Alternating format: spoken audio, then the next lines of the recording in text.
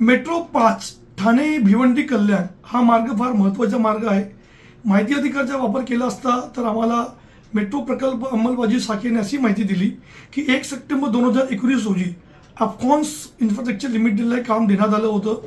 हे काम 1 मार्च 2022 रोजी पूर्ण करणं अपेक्षित होतं, परंतु त्यांनी आता नवीन डेडलाईन 31 मार्च 2025 दिलेली आहे. खरं म्हणजे 898 कोटीच्या स्थापत्य कामाचा खर्च, यामध्ये कुठलीही वाढ झालेली नाही. तरीसुद्धा ज्या पद्धतीने याच्यामध्ये दिरंगाई झालेली आहे त्या कंत्राटदाराला फक्त 20.98 लाखाचा दंड त्यांनी आकारलेला आहे. हा मार्ग यासाठी महत्त्वाचा आहे कारण या मार्गामुळे ठाणे भिवंडी कल्याण येथील 50 ते 75% ही वेळेची बचत होईल आणि हा मार्ग तेथील नागरिकांसाठी, सरकारी कर्मचाऱ्यांसाठी फार महत्त्वाचा मार्ग आहे. ज्या पद्धतीने या कामामध्ये दिरंगाई झालेली आहे त्यामध्ये कुठेतरी सरकारने लक्ष घालणं आवश्यक आहे, जेणेकरून भविष्यामध्ये हे काम लवकरात लवकर पूर्ण होण्याची अपेक्षा आपण व्यक्त करू शकतो.